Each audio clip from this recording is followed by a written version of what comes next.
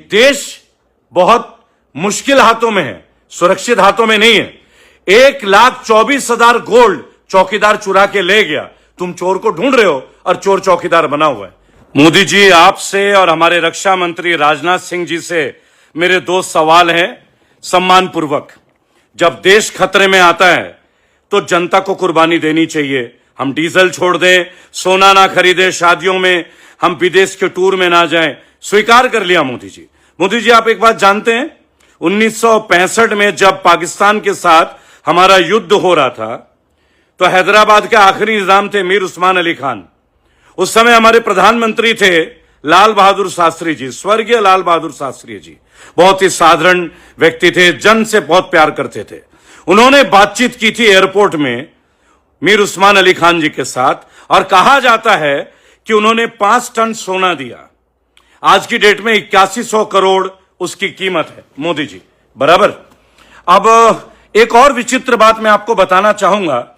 उन्हीं दौरान जो हमारे तिरुमला तिरुपति देवस्थानम है, देवस्थानम में 1.25 lakh gram gold, 1.25 lakh gram gold Modi ji उन्होंने नेशनल डिफेंस फंड को दिया। नेशनल डिफेंस फंड, ठीक है मोदी जी, ये हमारे मंदिरों ने दिया। और दक्षिण भारत के जो कलाकार हैं उन्होंने 8 लाख रुपए कैश दिए। क्या गजब का पेमेंट कलेक्शन है मोदी जी, देखिए। क्योंकि लाल बहादुर शास्त्री साहब जो थे वो जन प्रतिनिधित्व करते थे, वो विदेश टूर नहीं करते थे, वो अपने देश के लिए प्रतिबद्ध थे। अब Modi ji, national defence fund में बहुत सारे पैसा लोगों ने डोनेट किया, बराबर। हमारे देवस्थानम ने, हमारे तमिलनाडु के एक्टर्स ने, हमारे आम जनता ने, और मीर उस्मान जी, ये तो मुसलमान थे, ऐसा सुना है, ऐसा कहा जाता है, बहुत सारी कहानियां हैं, बराबर। मोदी जी, आपका पीएम केयर फंड सर, उसकी तो आरटीआई नहीं लगती। आप पीएम केयर फंड के बारे में डिटेल नहीं मांग सकते। भाई मोदी जी, आपने राष्ट्र के लिए तो पीएम केयर फंड बनाया था ना, जबकि एक पीएम केयर फंड तो ऑलरेडी बना हुआ था।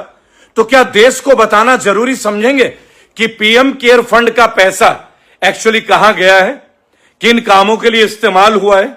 और क्या देश को मोदी जी आप ये बता पाएंगे कि 1,24,000 करोड़ का सोना आरबीआई के गोल्ड रिजर्व से गायब है? ये सीएजी का रिपोर्ट है, ये मेरा रिपोर्ट नहीं है, डॉक्टर रेबल सदानंद का रिपोर्ट नहीं है। Lal Bahadur Shastri national defence fund के लिए कार्य करते थे, जिसकी जानकारी आज भी मिलती है। लेकिन प्रधानमंत्री मोदी जी, आप केवल 10 साल पहले बने हैं, 12 साल पहले बने हैं, और पीएम केयर फंड तो आपने कोविड के टाइम पे बनाया। तो 5 साल में पीएम केयर फंड की डिटेल क्यों नहीं मिल रही है?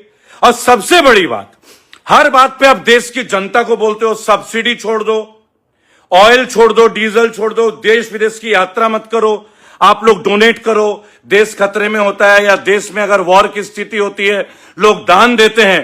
अंबानी जी वर्ल्ड के टॉप 3 में है मोदी जी। अंबानी जी से डोनेट की अपील क्यों नहीं करते मोदी जी? गरीब हैं वो? क्या वो गरीब है मोदी जी?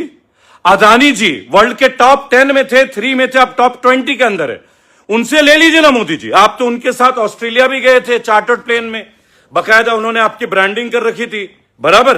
तो मोदी जी, केवल हम लोगों की चमड़ी क्यों, केवल दान हमसे क्यों, टैक्स हम पे क्यों, और रिलैक्सेशन अदानी अंबानी पे क्यों?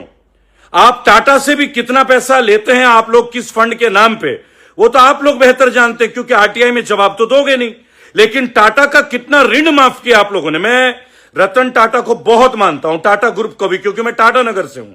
लेकिन अगर देश की बात आएगी और आप कंपनीज को रिलैक्सेशन देंगे, अनिल अंबानी को देंगे, अदानी को देंगे, तो मेरे देश के नागरिकों ने क्या जुर्म कर रखा है? 140 करोड़ भारतीय क्या क्रिमिनल है?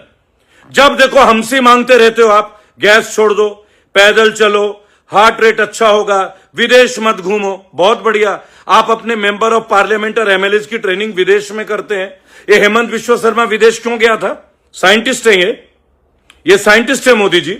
अभी हमारे जो नीट का हुआ है ना अभी पर्दाफाश, उसमें भी बीजेपी का आदमी पकड़ा गया है 30 लाख रुपए में बेचते हुए और खरीदते हुए, देखा है ना वीडियो। और मजे की बात सुनो, शुभेंदु अधिकारी जो भी जुम्मा 2-3 दिन पहले सीएम बने, और जो उनका रविंद्रनाथ है या जो भी है उनके पीए, बेचारे उस व्यक्ति की जो हत्या हुई है उसमें भी बीजेपी क्षत्रिय महासभा का बंदा पकड़ा गया, राज सिंह। और आप नाम देते हैं दूसरों को।